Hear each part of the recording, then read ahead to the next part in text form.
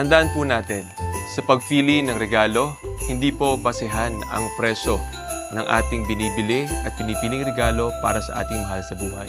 Ang importante, pinag-isipan, at ang pinakamahalaga, ito ay galing sa ating puso.